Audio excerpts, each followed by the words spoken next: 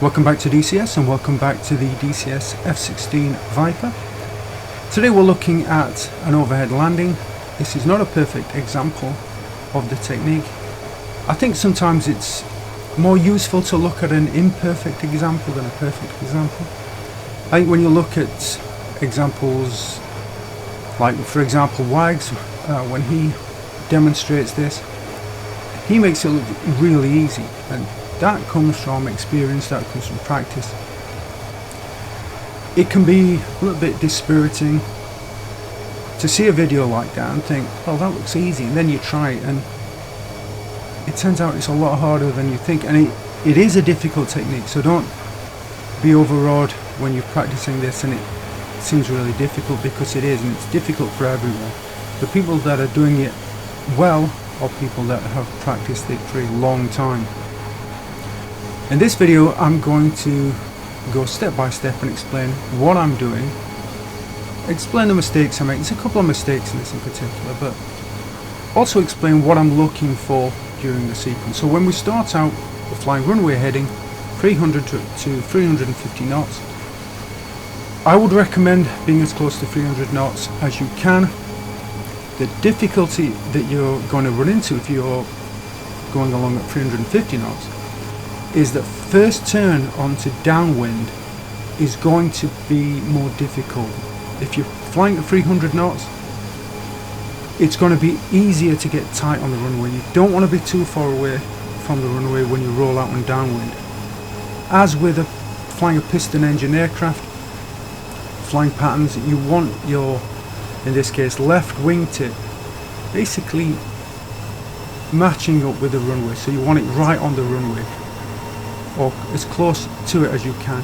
The faster you're going, the tougher it's going to be to make that turn. You're not just making the turn, you're also pulling. Okay, try making the turn without pulling and roll out and downwind, and you will see how far away you are from the runway. So you have to pull to make it work. You're also maintaining altitude, and I lose a bit of altitude in this example. You're turning, you're pulling, and you're maintaining altitude. And about 2/3 of the way through the turn, you're opening the speed brake to get the aircraft slowed down. You're rolling out. Gear comes down, because by that point, because you've opened the speed brake, airspeed is at or below 250 knots. So you're rolling out on downwind below 250 knots. Gears coming down. At that point, you want to maintain altitude again. You want to be looking at 1500. I'm a little bit below that. So you're rolling out, maintaining altitude. You've got the angle of attack bracket. At that point, you want to slow the aircraft down, so you bring in that angle of attack bracket up. So ideally you want the FPM on the horizon line, and you want the angle of attack bracket matching up with the flight path marker. You're looking over your shoulder for the runway threshold. You want a 45-degree angle. Again, same when you're flying a piston engine aircraft. You're looking at for a 45-degree angle between yourself and the runway threshold. When you have that, then you start the turn. You don't have to pull on this turn. It can be a slacker turn. But as you turn again, you're increasing the power, okay, because you don't want the flight path marker to drop below the 5-degree pitch line. And you still want to maintain that angle of attack bracket on the FPM. Okay, so you're rolling out, you're looking at the runway. You keep looking over your shoulder for the runway. You're adding power to make sure that you don't drop too quickly, but at the same time, look at the airspeed. You don't want that to get away from you. Okay, so you can easily find out if you're not careful. As you're in that first turn, the initial turn, you keep adding power so that you don't drop too quickly. But then as you're rolling out onto the runway, you've then got to back off on the power. You've got to be quite aggressive on the backing off of the power, because otherwise the airspeed is going to run away from you. Bingo! Bingo! So here we are on the actual flight itself. Okay, again, flying runway heading, backing off on the power. I'm looking at 80% RPM, trying to maintain 1500. not barrel but on the radar altimeter. Okay, so just flying runway heading 300, 320 knots. I don't want to go above that. 80% RPM.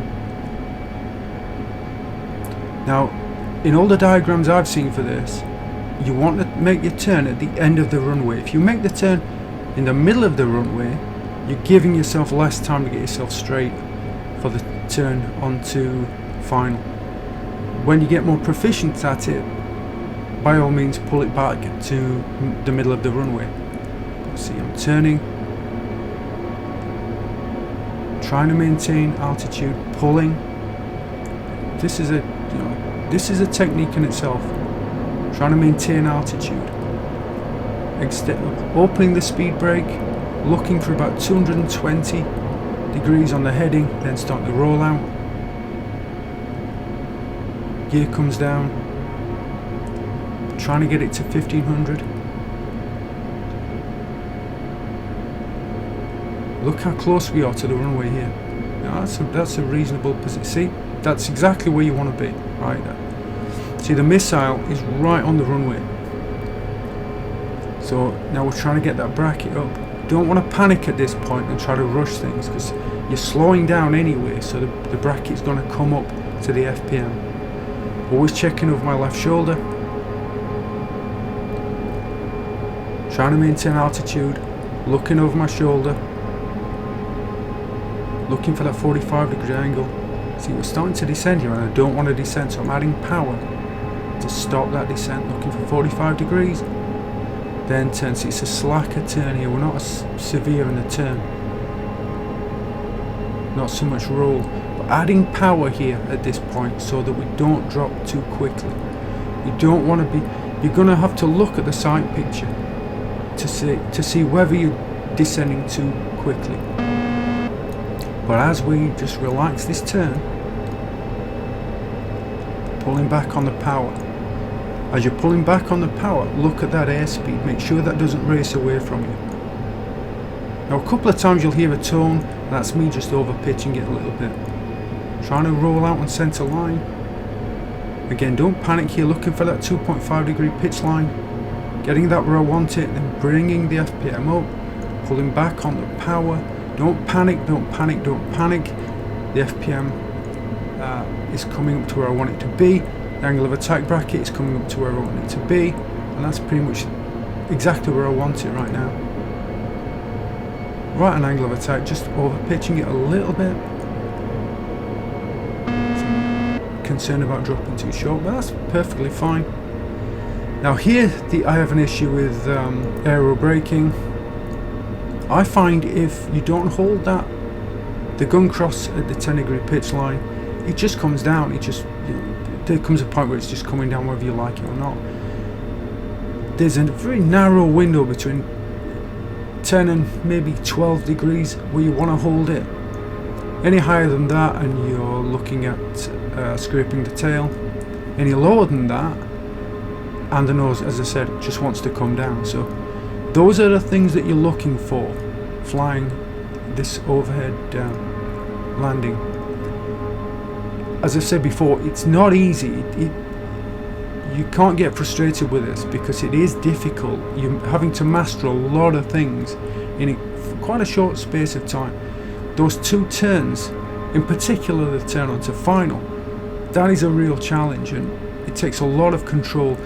Always bear in mind that you have to be proactive, and I'll say that also for piston engine aircraft. Always be proactive with your inputs, especially the power input, because the jet engine is so laggy. So hopefully you found that useful, and hope you enjoyed it, and as always, feel free to like, comment and subscribe.